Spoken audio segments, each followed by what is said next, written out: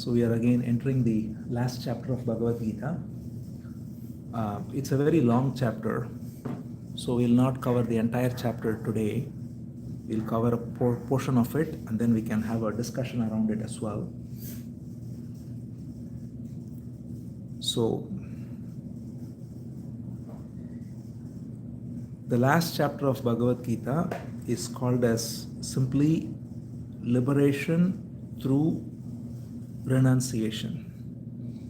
Moksha, Sannyāsa, yoga. So it's a culmination of all the chapters thus far. As we know, it starts by Arjuna being confused about what is right action on the battlefield. And the battlefield symbolizes the very battlefield of life itself, where there is conflicting demands and one has to figure out what is the right course of action. And many times the various attachments and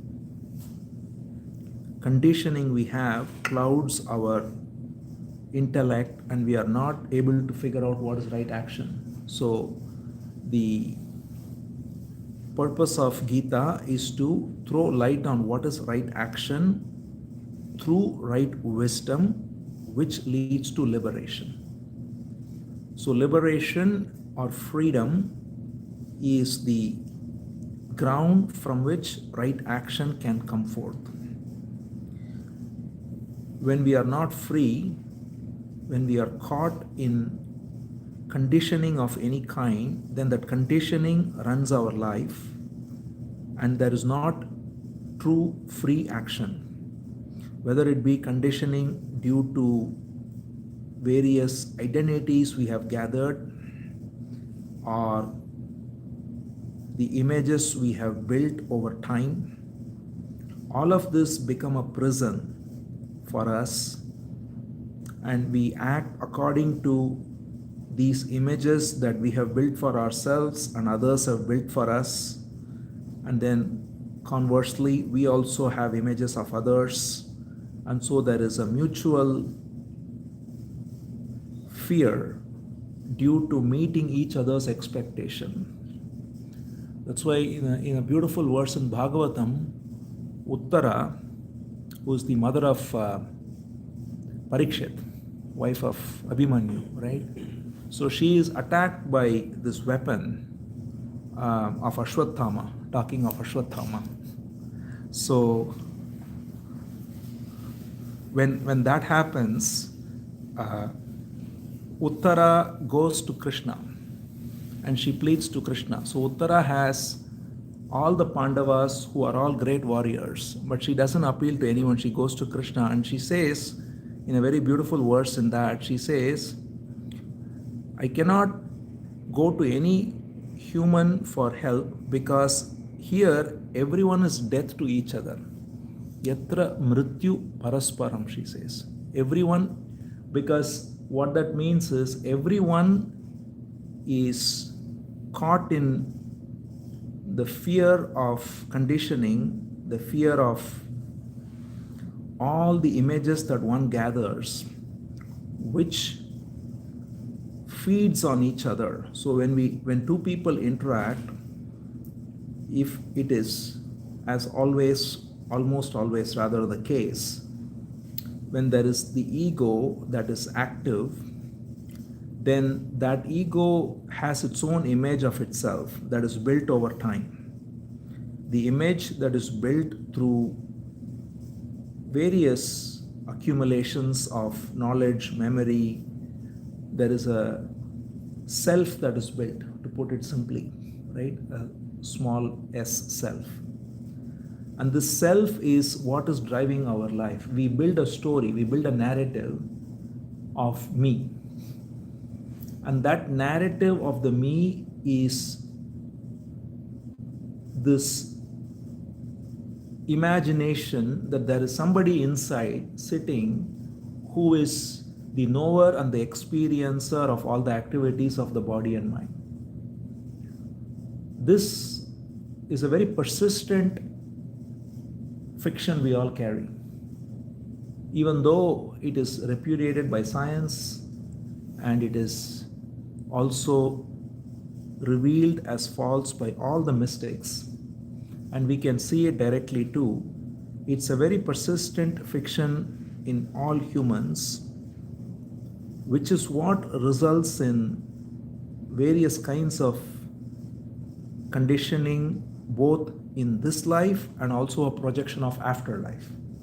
We are expecting that there will be a heaven or a paradise or a cycle of reincarnation. All of these ideas are there only as long as we have the imaginary self to be real. We take that to be real.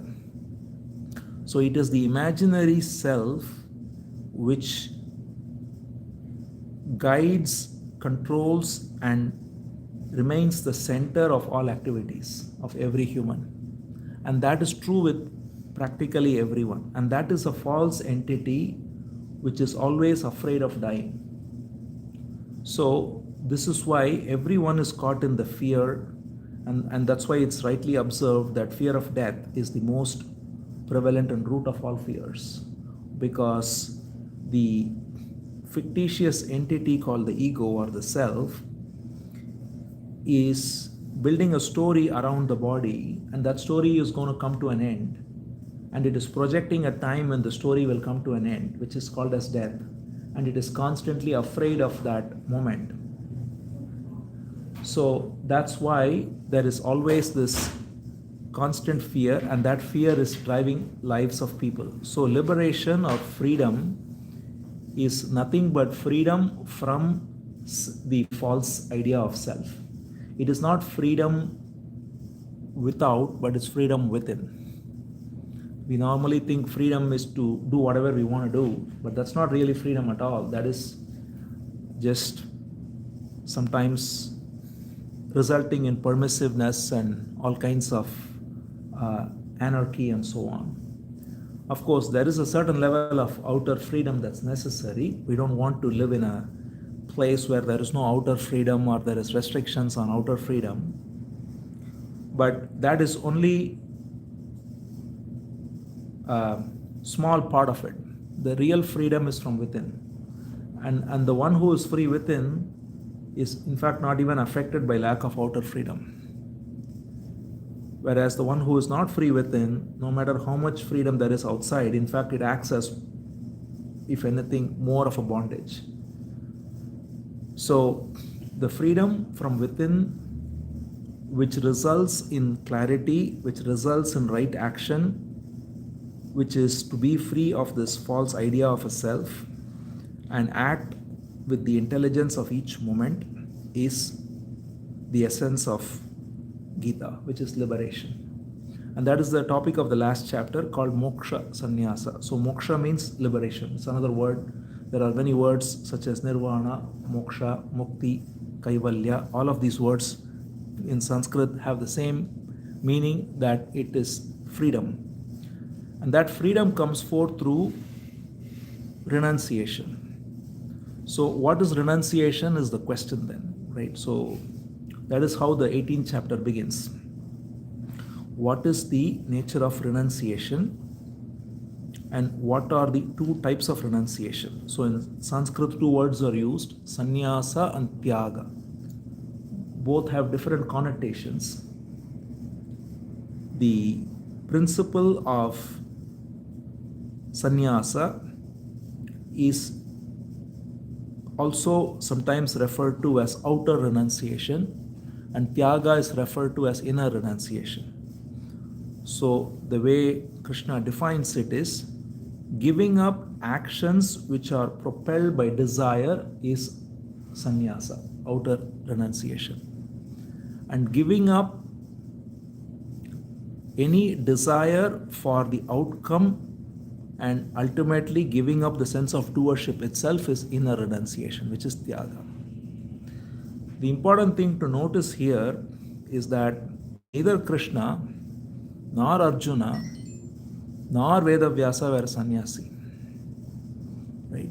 So sannyas is not changing one's robes, changing one's name, which is somehow very prevalent, especially in India. And we see that that doesn't necessarily result in the true renunciation of either outer action or inner attachment. So we see, in fact, constantly, if we go to any place, that there are many who have taken this order of sannyasa, but their attachments to both outer action and inner sense of doership are very strong. So that's not sannyasa at all. On the other hand, someone who is, as we see in the example of Krishna himself, who is a king ruling a kingdom, or there are many other examples, and even in present day there are many, could be in a regular job, working or doing various activities, and still be free of this desire-based actions as well as attachment to the sense of doership. So that is true sannyas and true tyaga. So that is what Krishna says to begin the chapter with, by saying that kamya karma, to give it up. Kamya karma means to giving up. Kamya karma means actions which are based on desire. To give up actions which are based on desire is sannyasa, and to give up the attachment to fruits of the action is the beginning of tyaga. Karma phala tyagam is tyaga. So what does it mean to give up actions which are based on desire? So it's simply the recognition that any action that's coming forth from the sense of me, which is projecting a psychological self and interested in getting something for its own gratification, is kamya karma. So any desire that rises, which is rooted in the psychological self, right? Self is nothing but psychological. So it's just a way to clarify it, because, for instance, even as we already alluded to, even neuroscience shows that there is no actual physical self in the brain. The brain doesn't have a center. It's just operating with the intelligence of what is every moment coming in as stimulus and response. But there is a fiction created called the self, which is also an activity of the brain, which is nothing but thought itself. It's just another activity of thought, which is constantly persisting and pretending to be the self. So that's why the thinker is nothing but the thought. There is no thinker other than thought, but it's the thought that is persistent, and therefore it seems to be a permanent entity, but it's really a constant reification of a false entity through thinking, through affirming, and through all the activities that we do. So that projection of the self always sustains itself through the sense of becoming. I have to become this, I have to become that, and then there is always all kinds of desire that comes based on that. It operates through the duality of desire and fear. So to be free of that is sannyasa, that is to not engage in actions which are propelled by desire of the me. Actions are of two kinds, largely speaking, right? Actions which are rooted in what's in it for me, right? At any given time, if you look at a situation and we say, what can I get out of it? The me that is looking for gratification from that particular situation, that is one type of action. The other type of action is an action that is a service to what is. Whenever we are in any situation, there is the situation that demands action to serve the people, the place, the things, whatever it is. I mean, we can even take a very simple example. For example, if I'm hungry, it's a situation that has risen and there is a need to eat food to serve the body. And when we say serve, it doesn't mean serve in the sense of being submitted to someone else or something. It just means acting out of compassion. So we can be compassionate to our own body and to other bodies, to places, to things, whatever it is. So when we are hungry, if we need to eat food, and there is food we can make which is healthy and simple and eat, that is simple action. But if we make the same activity into purely a movement of gratification, right, where I want this kind of food and I'm only going to eat this food, and I'm based on the memory of having eaten a particular food which is coming forth as a desire that I have to eat pizza now or something like that, and then you go after it, you don't accept what is and you are running behind it, then that's kamya karma, right? That is action which is based on desire. So eating is a very normal thing, it's a healthy thing, it's a necessary thing. But eating to satisfy the gratification of the tongue is kamya karma, right? The same can be true in every activity. We can act simply to serve the need of what is. So if the need of what is hunger, we eat. If on the other hand the desire takes over, desire is always from not what is, but a memory of what was and a projection of what will be. So I have had a memory of eating some delicious food. See, if there is delicious food in front of us, which comes naturally like this, and it is, we take it, that is fine. Right? It doesn't mean one has to deny eating anything that is sweet or delicious or anything like that. But if I make it into a pleasure movement where I have to eat this, how people sometimes say they'll drive 20 miles to eat particular food because that's what I want to eat, or you will take all that. So the body doesn't need any of that. It just needs fuel, some healthy food, right? But if we tell ourselves that this is what I'm going to eat, then that's when it becomes a pleasure movement. So pleasure movement is kamya karma. Taking care of what is simple action. So this can be seen in everything, right? For example, and we do it to our children too. If a child is crying, if you give some healthy food to the child who cries, that's correct. But if the child is creating a tantrum for something which we know is unhealthy for the child, but we still indulge in it, that's kamya karma. I remember once in Rishikesh, I was there, and I cannot forget that line because I was standing I was in this ashram, and outside a child was crying, a little girl, and the mother got a bottle of Pepsi and gave the child.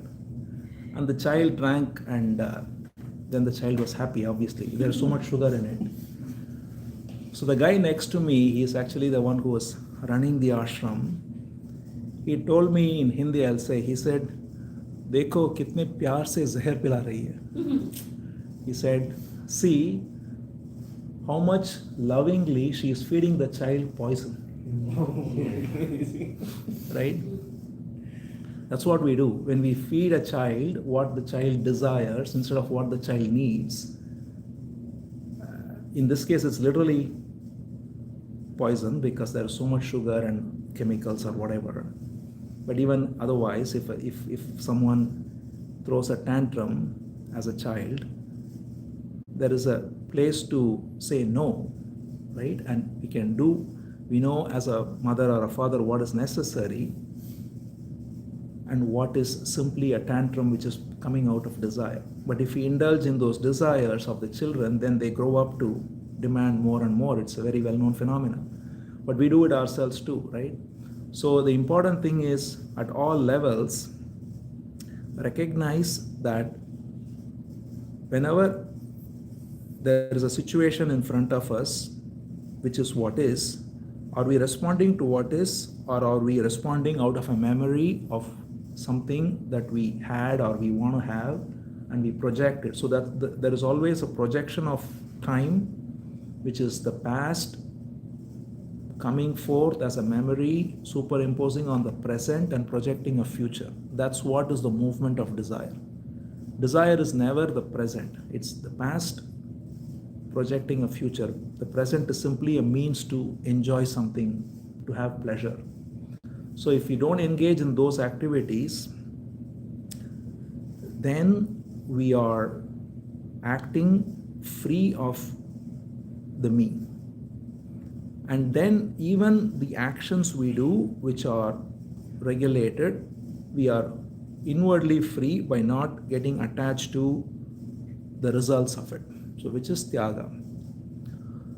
So as far as actions go, Krishna broadly describes 3 types of actions which are recommended, right? Which are, he calls it yajna, dana, tapa, right? Yajna means any kind of sacrifice. And we'll go into that word because it's a very beautiful word in both Sanskrit and in English. Dana is to give or to serve, and tapa is to engage in austerity. Right? So when it comes to sacrifice, the word sacrifice again is beautiful because it has the same root as sacred. The word sacred. So anything that is made sacred is called a sacrifice. That's the real etymological root of that word. So when we engage in anything which is not for the pleasure movement of the me, but for what is necessary for responding to what is, that is all a sacrifice. So in a very simple term, for example, there are many small examples even which are very practical and relevant. We might be, just take something as simple as the body needing to get some exercise, right? If we are simply sitting on the couch or just lazing out, then we are indulging in the gratification of the bodily pleasure of just being lazy. But if we give it up and recognize that the body needs movement and move it, right? It's a very small example, right? And there are, at all levels, we can, if we don't put the me front and center, but if we put the intelligence of what is, then at any given moment, that tells us what is the right action. And that brings forth also dana. Dana means to serve, actually, to give. Giving is, of course, at many levels. One can give through wealth, give through actions, and give through knowledge, give through feeding, and most importantly, in fact, give through total attention. See, when we are even engaged in any conversation, the most important thing to give is total attention to that conversation. Normally, what we do is we are always caught in a division within where there is a sense of me, which is the voice in the head. And the voice in the head is always commenting on the dialogue. Let's say if you're having a dialogue, if you're talking to someone, and therefore our attention is divided, right? I'm listening to you partially, but I'm listening to what I want to say. And in the extreme, you would see sometimes these talking heads, they just wait for the other person to stop talking and they just talk. They don't even listen to the other person, right? There is, in debates and so on, this happens a lot because there is actually no listening at all there. But in many other cases, even in a household, even in work situation, we actually many times at best only partially listen. We listen based on the filters we have, based on already, as we said, the images we have of the other person, the image I have of me, and then all that comes in the way, and then I see whether I agree or disagree, whether I like it or dislike it, I judge it, I compare it, all the things, and then I am forming my response. The true gift of attention, which is dana, giving, is to be completely empty, open, and attend. Just having attention which is free of any chatter. That is great. That is in fact the greatest gift we can give another person. And then there is all kinds of giving we can do. If one has extra wealth, one can give it to the right cause. If one has knowledge, one can share it. And all of that again comes from the principle of yajna too, because if the principle of yajna is not there, yajna is sacrifice, as we said. Without the principle of sacrifice, the principle of giving will not come forth, because the sacrifice is what brings forth giving. Otherwise, we are always rooted in the me, right? And this is actually one of the reasons why they always said that you should enter, there is this notion of vanaprastha, which is to go into a mode where you are not living for yourself, but you are living for society.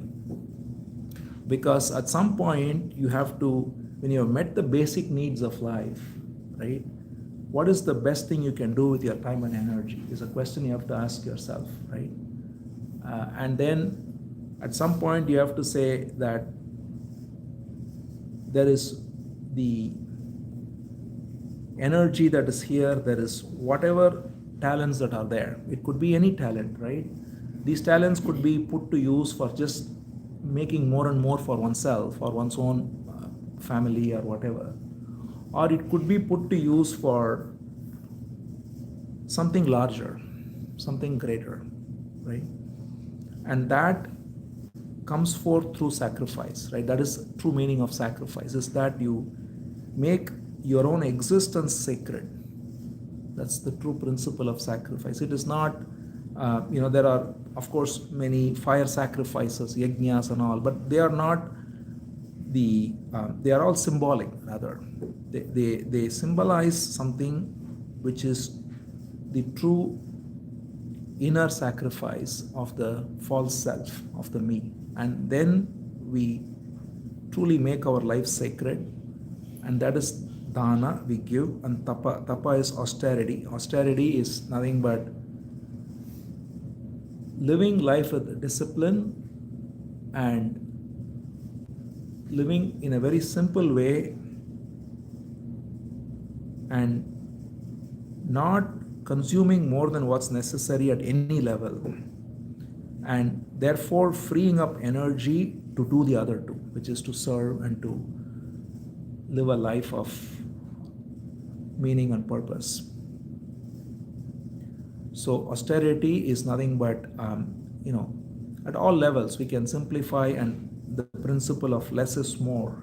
We don't need at all levels. Just what is, everyone has to draw a line somewhere, and there is no universal line or anything. And it can never be imposed from outside. And this is where, for instance, systems like socialism fail completely, because they are trying to impose from outside, and that never works, because it always causes a certain resistance, and also people then, the ones who are given the power to impose, they become corrupt, which is what happens all the time, the bureaucrats and so on. On the other hand, a system that simply encourages greed is also obviously very corrupt. So that's why the true revolution comes only from within. When we recognize for ourselves, the individual has to change.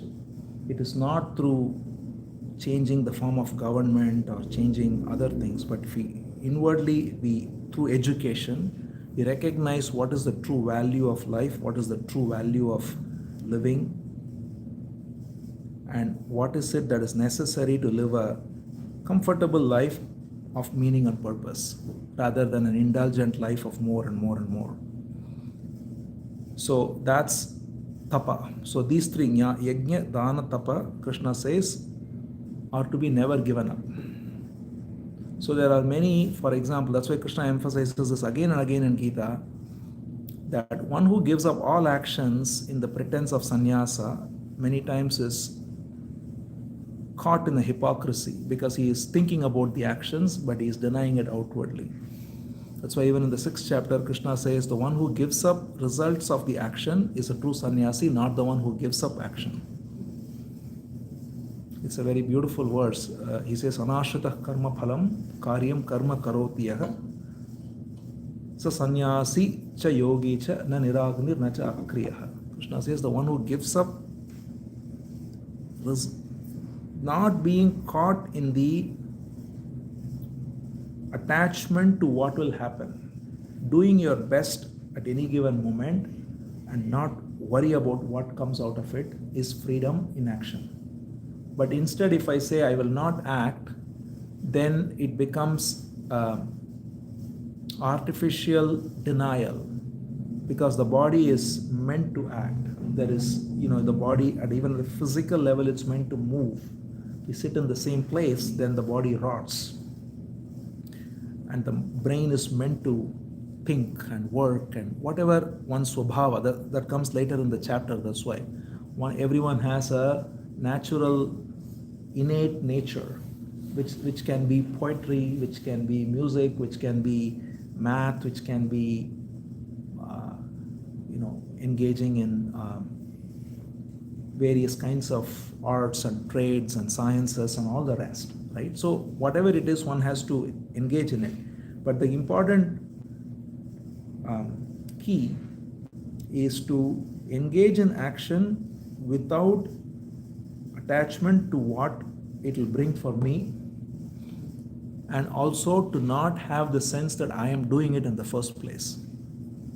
And we'll come to that later. But the important thing is not to. So Krishna first points out, don't give up action prematurely. In fact, certain actions we can never give up. We can never stop eating, for instance, and that is action, which means you have to cook, or you have to go and ask for food from someone. So that's why acting at some level is essential for everyone. But to not be caught in the action which is driven by the false self is true freedom in action, not stopping action itself. So Krishna again emphasizes not to stop action, but to act in these three ways. So he says, yajna, dana, tapa, karmam, na tyajyam, karyameva tat. We should never give up these, because these are all essential for living. One has to, as long as one lives, there is a responsibility of living itself, right? Which is this intelligence in operation, which makes the body function, and one has to eat, and then there is the natural response to what is, and whatever situation one is in, whether it's a family or whether it's work or wherever it is, there is always something to be done to make the situation better, to provide the right guidance, and so on. So to not shirk all of that,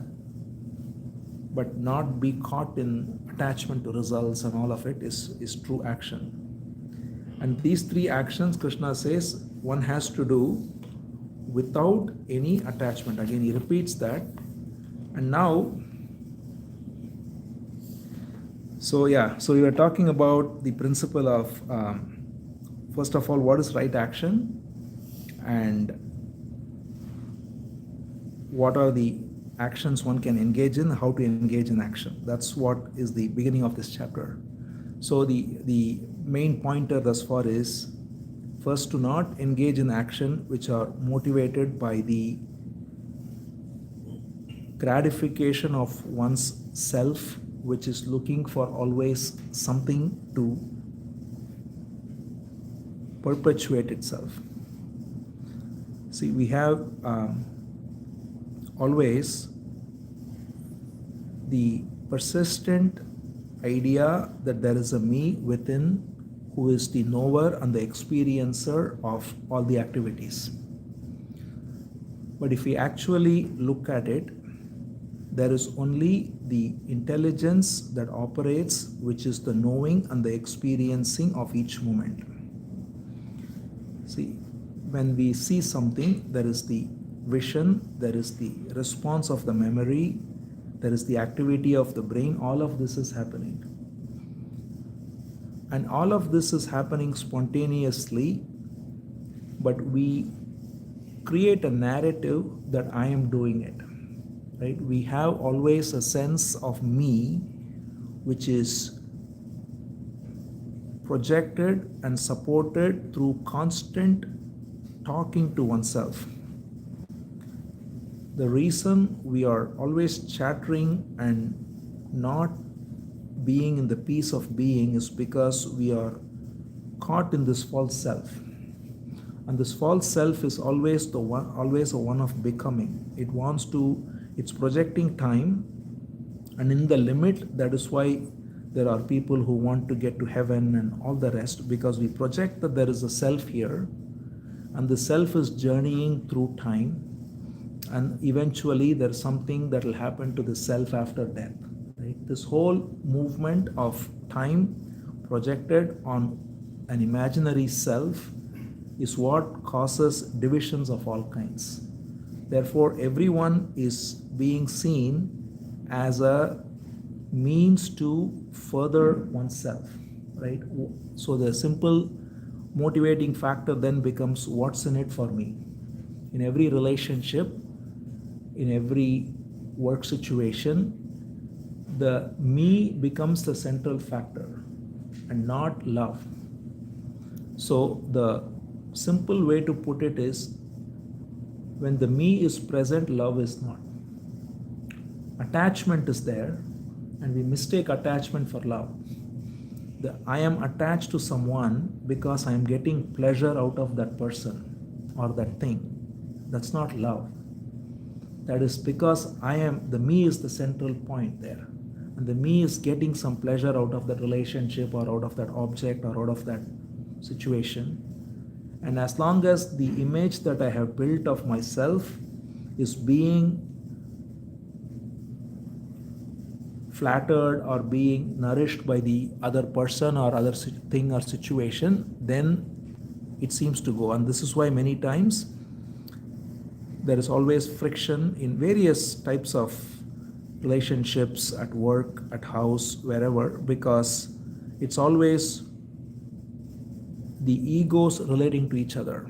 That's why I was telling that example of Uttara, where she was saying that everyone is caught in the sense of me and relating to each other as me. But when the me is absent, then there is true attention and true love.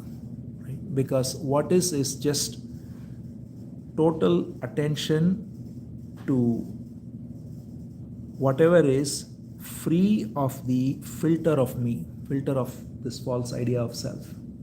And when that filter is not there, then we see things as they are and we respond to them as they are.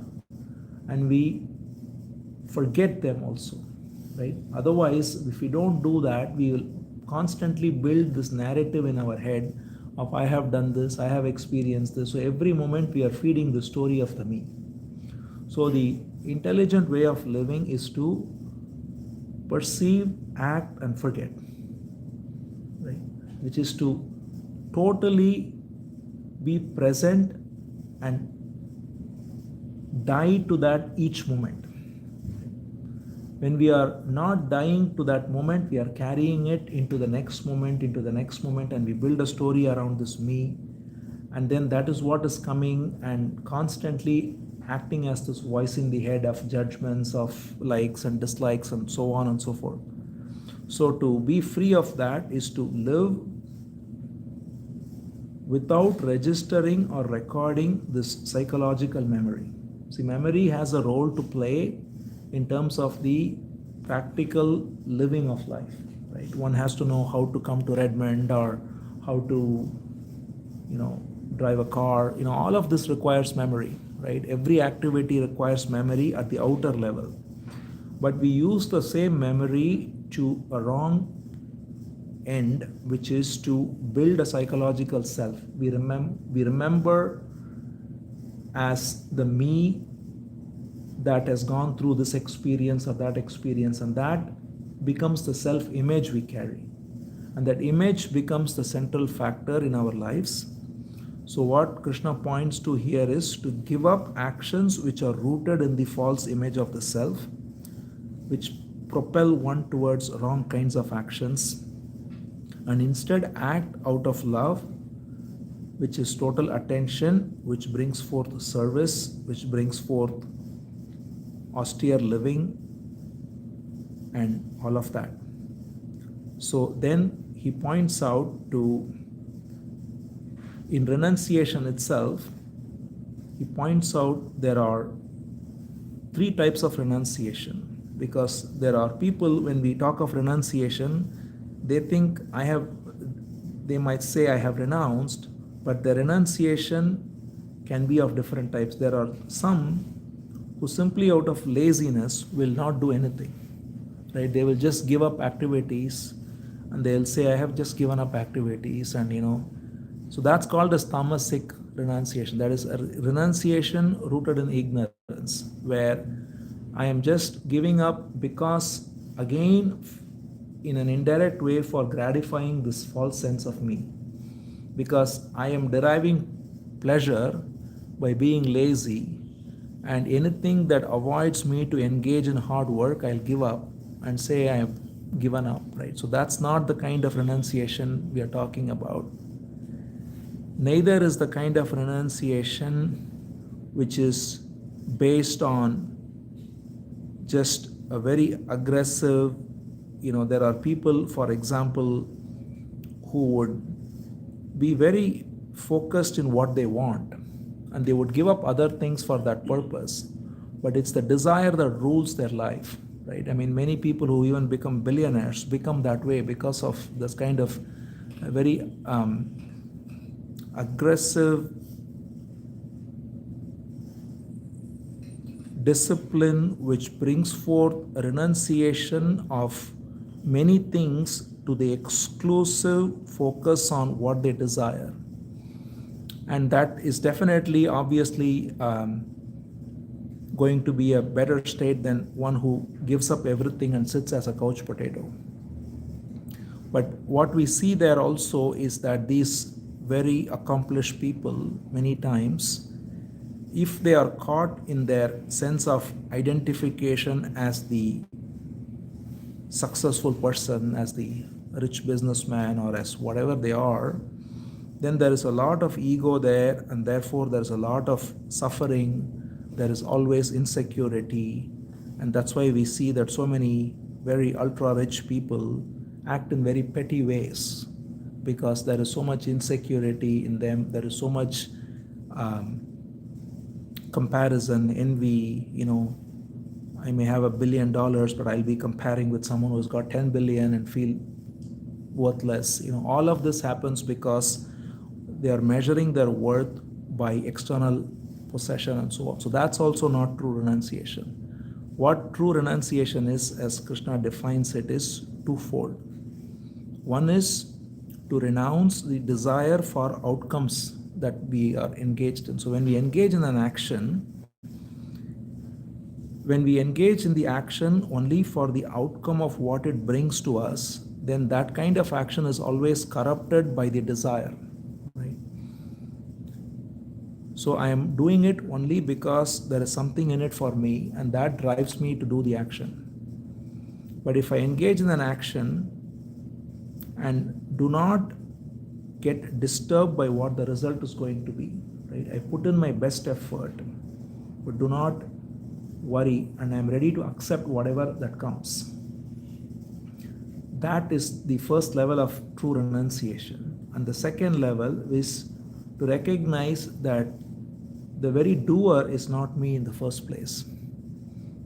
I've created the story that I am doing the action, but in reality, if I look at it, there is only the activity that happens through the intelligence of the body, which makes all actions possible. So in fact, later in the next, right here, in fact, he says there are 5 instruments of every action, right? He defines. So when we think of action, we think I am doing the action and I am the author of the action, but there are in fact 5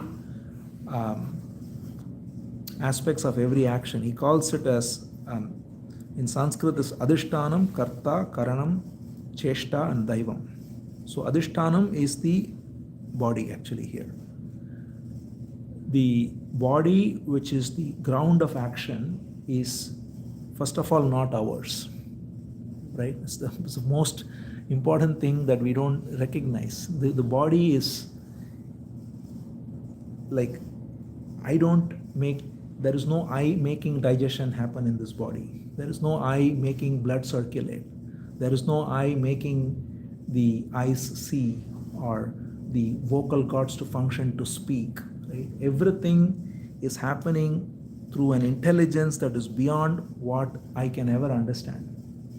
Right? So that's the ground of action. The ground of action is the very physical and mental and energetic body that is here, without which no action is possible. So first, to recognize that none of this is me, right? I mean, I built a story around it. Like, I look at the mirror and say, that's me. But in reality, first of all, that keeps changing. Obviously, in fact, science tells us that every moment the body is changing.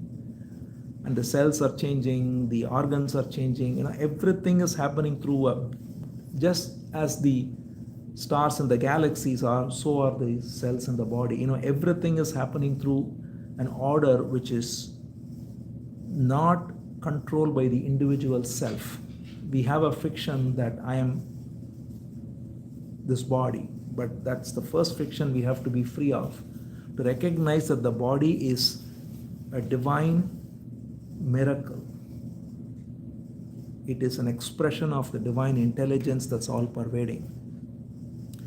Then there is what he calls karta, which is the agency of action. So every time when there is a stimulus, then there is a response to that stimulus, and that response is the agency with which we act, right? And that agency can be of different types. He will go into that later. The agency can be rooted in a very strong ego, or it can be recognizing that it is just a response to what is. So the agency of action. Then karanam means the tools for action, right? There are so many tools I need to act.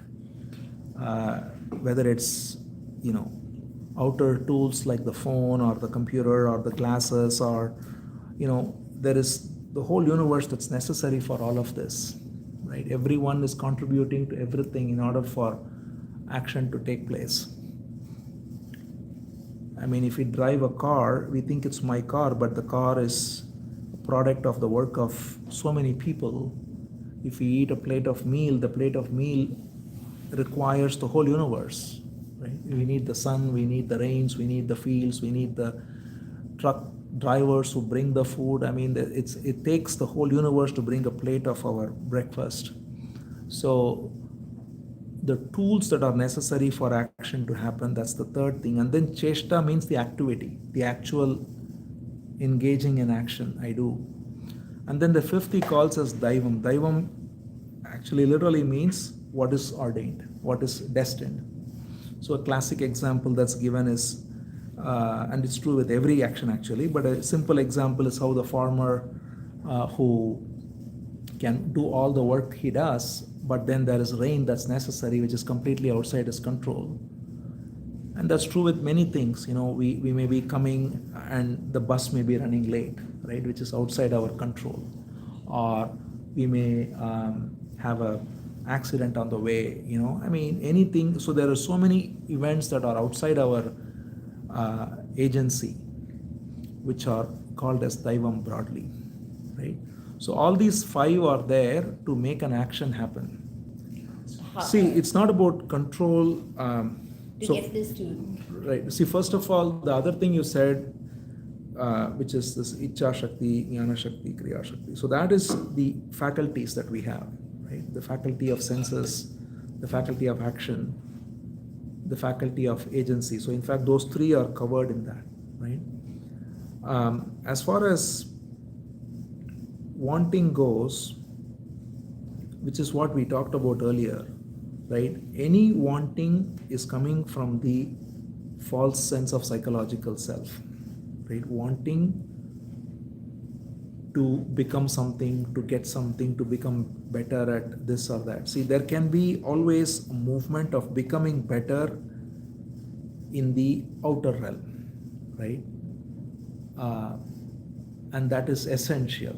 For example, one can exercise and the body can become healthy. It's necessary, right? Otherwise, the body is going to be rotting if you are not taking care of it. to put it simply, anything that journeys through time goes through becoming. And it either becomes better or it becomes worse. So that's the law of entropy, right? If we don't do anything, things go worse, right? If you don't do anything to this room, the room will go dirty, right? That's just the way, that's law of entropy. So if you don't, so there is a need at the level of the outer to engage in action. That's why we already said you can never refrain from acting. Actions are necessary, right? The same is true with the mind. If the brain is not engaged in what it is innately capable of doing, and we are simply vegging out, let's say, then the brain is going to rot too. And again, the same thing happens, right? So the only thing that we do, which is unfortunately prevalent among all societies, all religions, all nations, is, in addition to this, we project a sense of self, which is journeying through time in our fiction.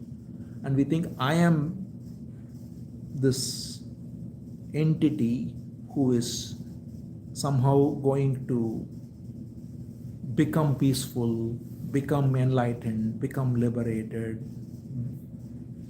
reach heaven, whatever one's belief structure is, right? And that becoming is rooted in the ignorance of the false self.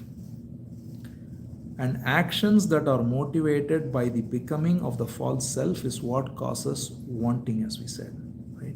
Wanting in that sense. I mean, one can want, as we said, for the body to be healthy. That's a very natural thing, to want the body to be healthy, or to want to solve a problem, or to want to cook some food, or whatever it is. But as we said, if we just do what is necessary and drop it, then that's no problem.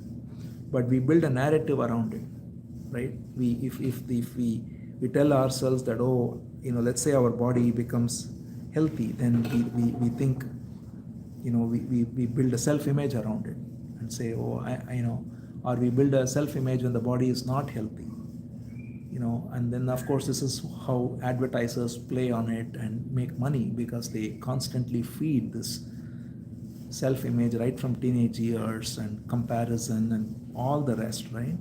So there is a way to be free of self-image and yet do right action. That's the trick of right action, to put it very simply.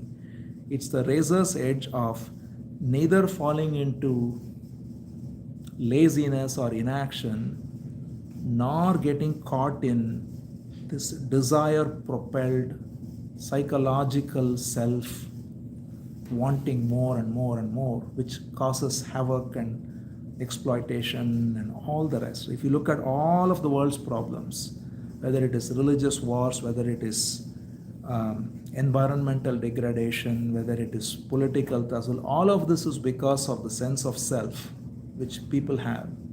And the sense of self then builds a strong identity, and then that identity becomes me, right? So I literally fight with my family member if their political opinion is different from mine, and they become almost an enemy, right? Just because my identity is so strongly tied to a political ideology, let's say.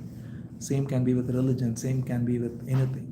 So to be free of any identity, and then here, as you said, the wanting to become enlightened, become liberated, reach heaven, to realize God, all of that is also the same psychological self, right? So the pointer of Gita, the pointer of all great sages, the pointer of Buddha, all of this is that's why Buddha called it anatta, right? Anatma. He said, and people sometimes think he pointed out that there is no separate self. So the word Atma in Sanskrit is used for both it's a very versatile word, which in fact leads to a lot of confusion, because sometimes it even refers to the mind, sometimes it refers to this individual self which is built through psychological thinking, and then it also refers to the pure beingness, which is completely free of any memory, right? So So Buddha also pointed to the same fact that there is no individual self. That is the root illusion we carry. And that illusion is fed upon by religious preachers, by politicians, everyone. Everyone is caught in it, and they are also acting on it to others. So we are feeding each other, and that's why this is unfortunately how the society is constantly reinforcing. Whenever we are engaging in any interaction, we are reinforcing each other's false self. I am reinforcing your false self, you are reinforcing my false self. So satsang or any true teaching is pointing out that you are not what you take yourself to be. You are the very intelligence of the divine that's already functioning perfectly. Right? That's all there is. Everything that functions here is the intelligence that is all pervading. You don't even have to use the word divine if that word sometimes has a resistance. It's just, see, the word, for example, we use sometimes is just the order of the universe. And that order comes forth from pure stillness. So to come upon that stillness is when we are free of this false identification with all these psychologically built self-images. And that happens through recognizing and dropping this idea of a false self whenever it rises. So it is not about controlling anything, it is not about wanting anything. It is a simple, direct recognition that there is nobody there as a separate self, and there is only the divine infinite intelligence operating through that body as here, as everywhere. And that's the pointer of non-duality. Advaita means there is no two, there is only one. So who can be other than the one to know the one or to realize the one? There is nobody else, there is only one. And that one is what we can call it God, we can call it absolute, we can call it the Buddhahood. I mean, people use different terms, but it's just that is all there is. So even when the pointer is given, such as the kingdom of heaven is within you, it's the same pointer, but it's mistaken, of course, by many, right? But it's the same. Any mystic, any great sage has come to the same realization that there is nothing other than the one divine, all-pervading intelligence. That's all there is. And so you don't have to do a thing to recognize that or to realize that. You just have to stop doing the things you're doing. And that is the pointer of Advaita. That's why it's called renunciation. This chapter is called Moksha Sannyāsa. Liberation through giving up, not liberation through doing. You cannot, huh? Not getting better. Yeah, there's no getting better. There is no, it's liberation through giving up false ideas. That's all, that's the whole topic of the very chapter is titled as liberation through giving up. That's all the chapter is. So you give up the false sense of doership, then you are free. And you begin by giving up attachment to results. When you engage in an action, you have the strong sense of agency that makes you think, I am the agent of this action and I want it this way, and I'm unhappy if it doesn't come out that way. So first, when you have a total acceptance that everything that happens is what it is, I can't change it, I can respond to it. It doesn't mean I sit and, as you said the other day, I'm not resigning to it. It's not a fatalistic attitude. You respond to it from the ground of total acceptance. If there is an accident in the road, you accept it and you do what you can do, rather than bitch about it, complain about it, moan about it, none of that, right? You just respond to it fully, right? And it's true at any level, right? You just totally accept everything as is and then respond to it fully. So that is called as, here it's called as karma phalatyagam. That is giving up attachment to result. And when you do that, Then you recognize, then Krishna comes to this next ultimate renunciation, which is not only to give up the attachment to the result of the action, but to give up the sense of the doership of the action. When you recognize that there are these 5 things, that's why he points out there are 5 things that are part of action. And none of that is the psychological self. We just imagine it to be, right? The body with its prana, prana is the energy in the body, the life force, which is the senses, all of that is operating with its own intelligence. And without that, no action is possible. The agency of action which comes forth spontaneously. Right? Like if you have a question, you ask the question, right? There is just spontaneity in responding to what is. But what may happen is, see, this is how it's all very simple and small ways in which we can catch. If you have a question and you ask a question, it's very simple, right? But the mind may come and say, oh, did I ask a right question? Is someone think wrong of my question? This commentary that goes on is the me that is coming and taking over the spontaneous response as mine, right? So if you are free of that, then there is just the response to what is. And that is an expression of svabhava, right? Like, for example, let's say you are, just to take an example, maybe you are more extrovert, let's say, and you speak more freely. And let's say someone else is more introverted and they speak less. Both are absolutely fine, right? Because that's the natural expression of the innate svabhava. But when the filter of the me comes, then it says, oh, did I say it correctly? Was it, this judgment, this voice in the head, this constant commentary? So that is all that is blocking us from realizing the peace of being. So if you recognize that there are these 5 aspects of action here as pointed out, and none of them is the psychological me. It's all spontaneous happening. The psychological me is always a post facto. It's instantaneous, so that's why it requires alertness, right?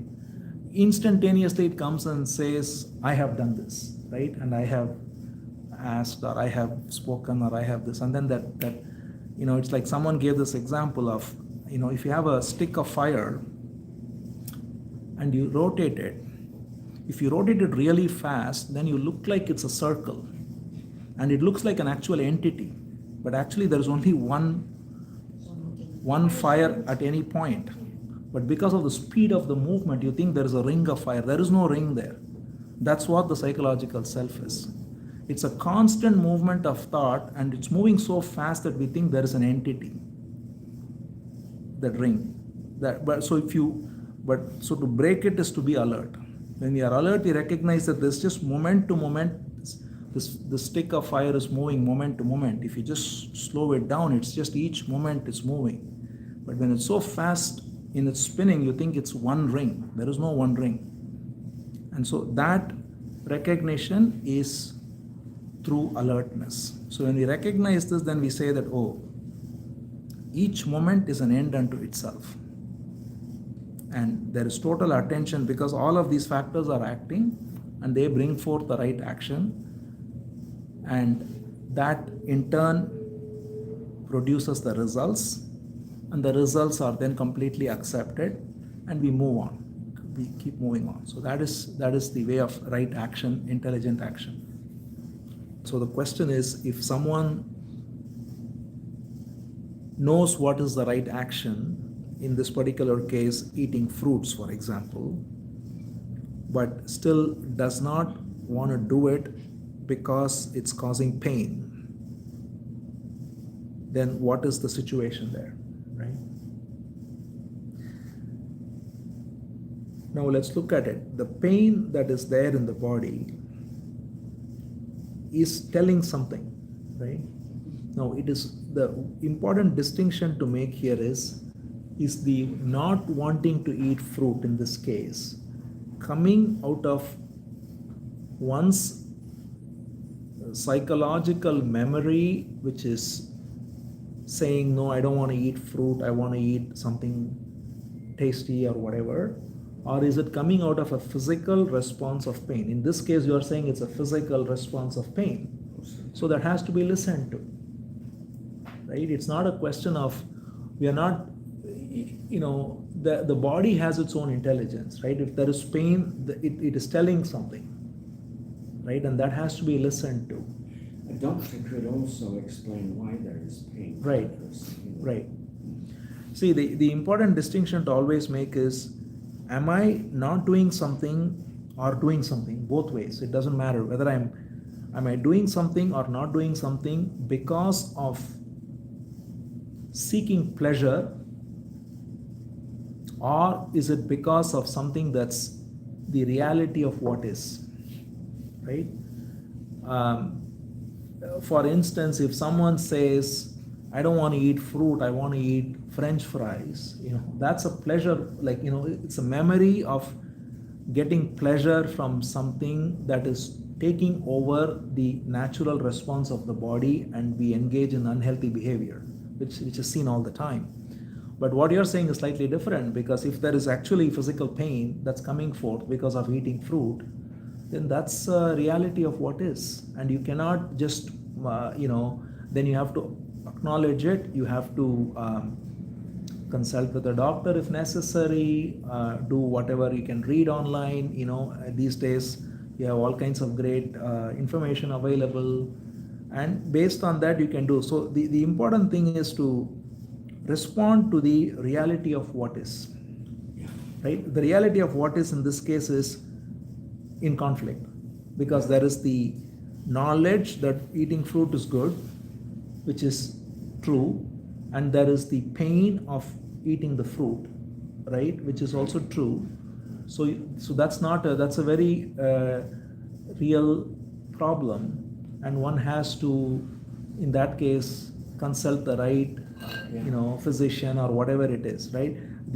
So it's good to clarify that we are not talking about, sometimes people even do this, right, where no pain, no gain, and just push hard, right? Mm-hmm. There is a certain violence in such action. You are committing violence on your own body, right? That's not what is healthy either. It's neither, that's why it's a razor's edge, as we said. It's neither, wedging out in the couch, nor just, causing pain to the body, but doing, the body doesn't need a lot of, actually speaking, the body doesn't need a lot of activity in terms of if you just walk a little bit, if you eat the right food, you just do the basic things, the body has its own intelligence, right? So we don't let the body discover its own intelligence, because our psychological self is interfering and putting in junk and wrong habits and all that. Yeah. The duty is to, in this case, serve the body, right? Keep the body healthy, right?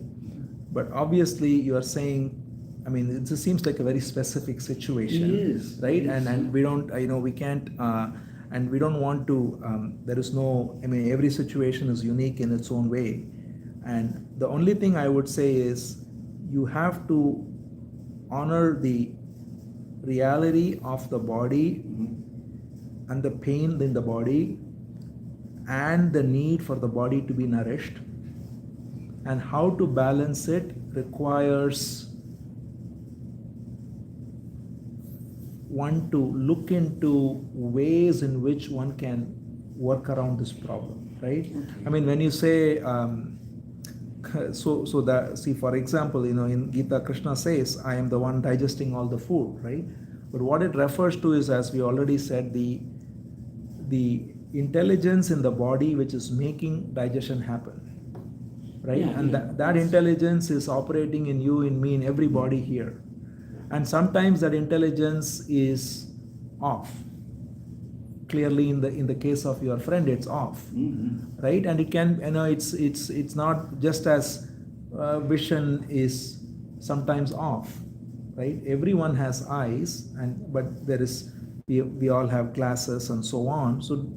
So everything as we already said, there is the principle of entropy in nature, which is also part of the intelligence of the nature, because the larger intelligence of nature is everything is recycled, right? Everything that comes into being goes out of being, and so that's why there is the principle of entropy. Things dissolve over time. So okay, so is this person then to become more aware of the becoming, which is not perhaps improvement but a waning? Become aware of the becoming in what sense? The becoming in a sense of, becoming, is it continuous with the being? Are they both woven together? The being and the becoming? They are, right? They are. There's this constant flow. Right. Sometimes there's a stillness that gives you this capital B being. See, the important thing for this person, or any person for that matter, to recognize is that the bodily problems, let's say in this particular case, or there may be other problems, right? All of these can be dealt with based on whatever is necessary for the becoming. But to not have a sense of self that is associated with it. When that is not there, then the being is revealed as the stillness which is ever present.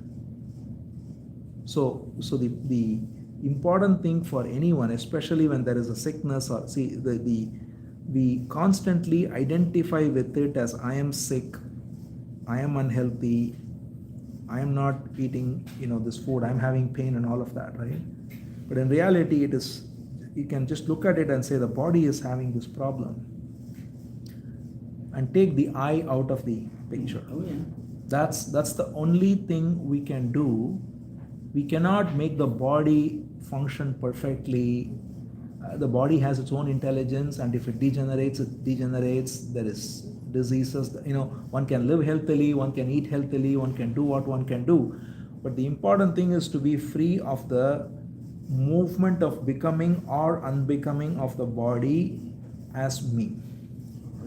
Then when that freedom is there within, then the body is just seen as another expression of nature which is moving, and one can respond to that through whatever information that's available and all of that, but be graceful about it, right? The reason we are not graceful about it is because we are just caught in it, and we are so identified with it, we think about it, we get afraid of it, there is fears, and all of these are the reality of so many people, right? So to be free of all of this mental, these mentations, right, and just do what is necessary, Well, reality. See, pain is, this is what I always say, right? There is a difference between pain and suffering. Pain may not go, but suffering can be completely, one can be completely free of it. Yeah. See, the suffering comes through only comparison of the psychological self. So let's say I'm having an injury, and if I'm comparing with what I was yesterday and saying, oh, now I have this injury and I can't do this, I can't do that, and or I am desperate to get back to that, there is always this movement of escape from what is. Oh yeah. And that psychological self is what causes suffering. Pain, on the other hand, is a reality, it's a physical reality, right? If there is an injury in the knee, there is pain, let's say. And it doesn't go away. It doesn't go away. You cannot say that pain will go away by being free of this. So, by wishing it or by being free. But this, what this wisdom gives us is to be free of suffering. Okay, so the question is, because we said razor's edge, does it mean it's very thin, that we have to be very watchful? I mean, thin or not, watchful, yes. Right? That's the whole point. The reason why we say raise our head, just because we have to be watchful. See, the innate unconscious pattern of the mind is to slip into identification and just build the story around the me, right? And so to be very watchful, see, if we watch what is rising and we drop it instantly, then we are free. When we don't watch it, it takes over, right? So for example, as I said, if a voice in the head comes up and says, oh, how wonderfully you did this, or oh, how awfully you did this, it's the same thing, it doesn't matter. Instantly to see it and drop it, right? Otherwise, we identify with it and we actually believe in that false voice and we think I did it, and either I feel great about it or I feel terrible about it. But if I just remain very watchful, then I see this voice coming up, instantly drop it. This is just the narrative of the same psychological mechanism that is coming to mess up. And when we see this and we drop it. So that's why it's always about perceiving and ending, right? Perceiving, acting, ending. That's the way to, like, moment to moment, you perceive, because perception happens both inwardly and both outwardly and inwardly. Right? If something inwardly rises, as this example of some voice coming up, you perceive it. If you don't remain watchful, then you believe in that, and then you build a story around it, and that becomes part of your psychological structure. But if you watch it and you drop it and you end it, that's it. And that's what is the razor's edge, right? That's just requires one to be very watchful, very alert and attentive. If we sleepwalk through life, then we just immediately we see that the head starts spinning, and you like somebody said, if someone is constantly talking to themselves, you think he's crazy, outwardly, but we do it inwardly all the time.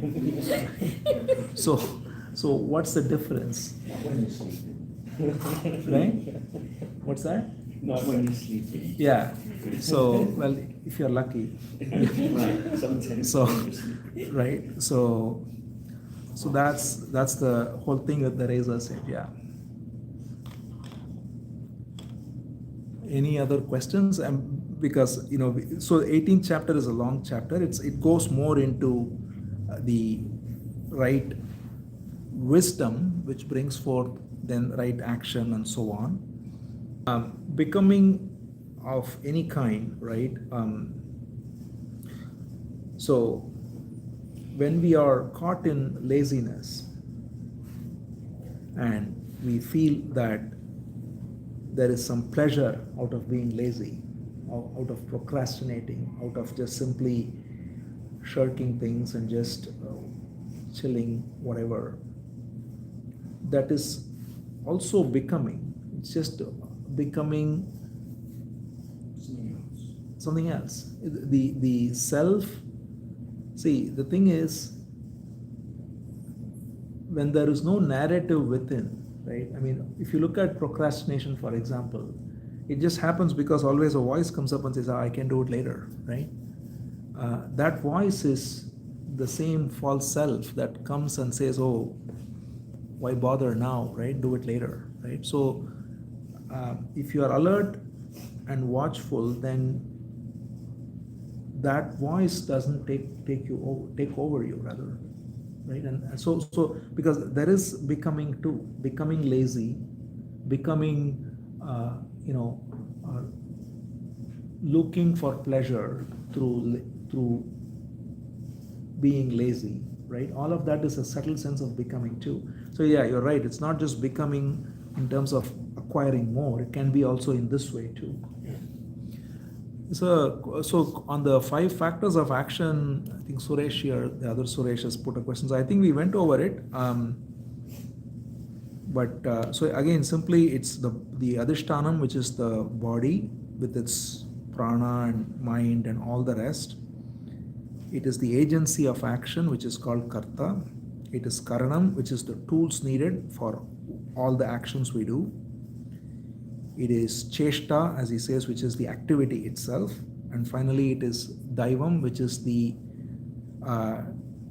you could say providence or destiny that is at play, because there is always various factors at play which is beyond what we are aware of, right? And all of them come together to make anything happen. So all of these factors are involved, which is again to only point to the fact that the psychological self that builds a narrative of being the doer of actions is only a fiction. Actions happen through these 5 factors, and they happen every moment.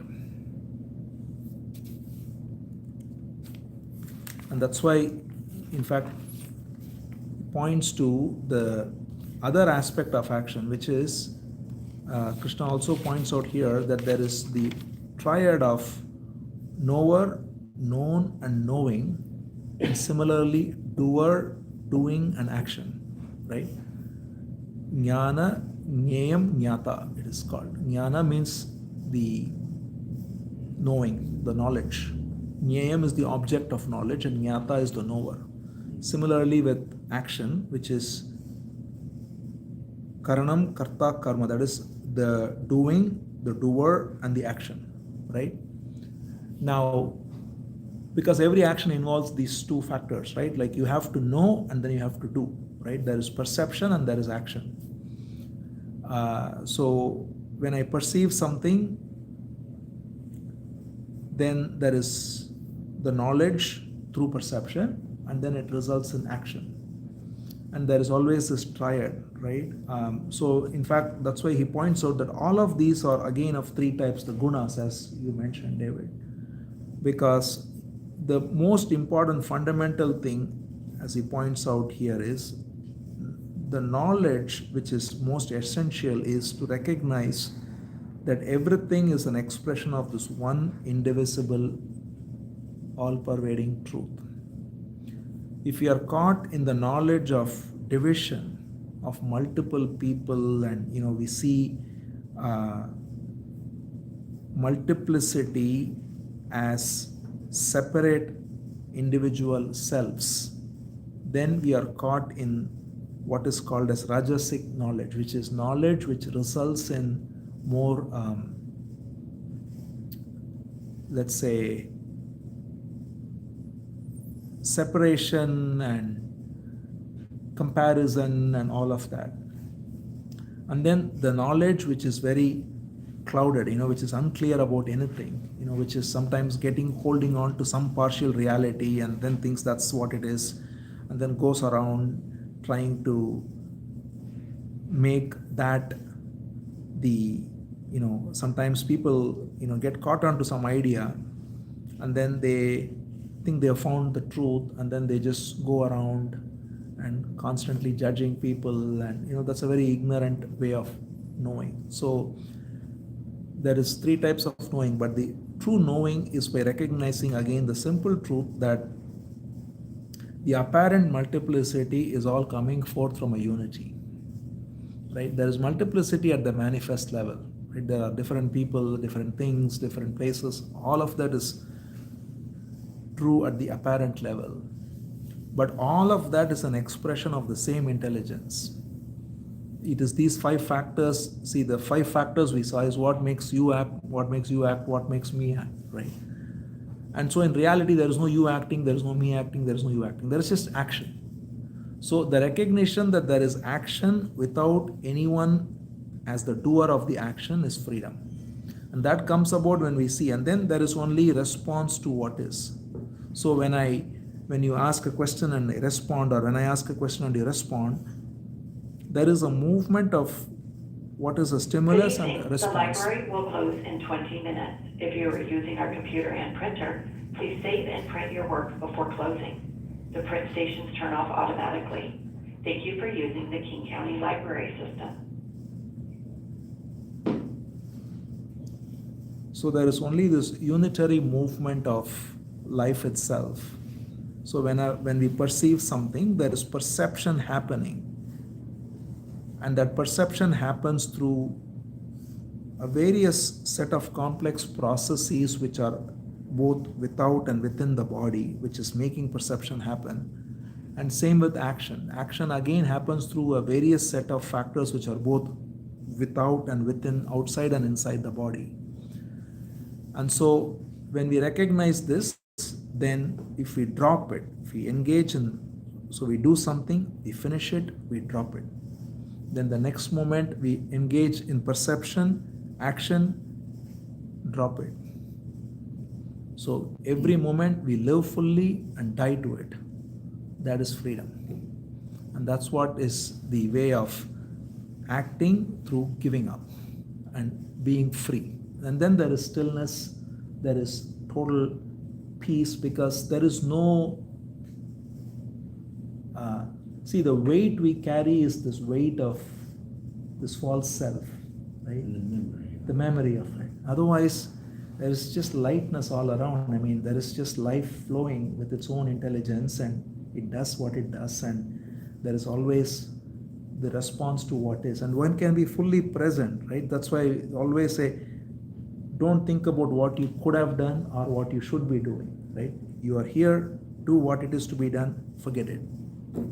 Right? Just immediately don't register it, right? The memory that is necessary is already recorded. So for instance, I'm using the phone and I'm using a new software, then there is a memory associated with that software that's registered, and the next time that memory comes into play, I'm using a language which is memory accumulated over time, and that's operating. All that is natural. That's where memory has its place. But the false or the wrong place is this building of this false self, right? So when we say drop it means just drop the idea that I have done it, right? There is no I who did anything. So perceive, act, and just finish, right? Forget it. Just it's done. So that's to give up. That's sannyāsa. That's renouncing. That is dying. Dying to each moment. When we die to each moment, then we live. If you are not rising as the me, then you have perfected the art of dying. And when you have perfected the art of dying, you have perfected the art of living.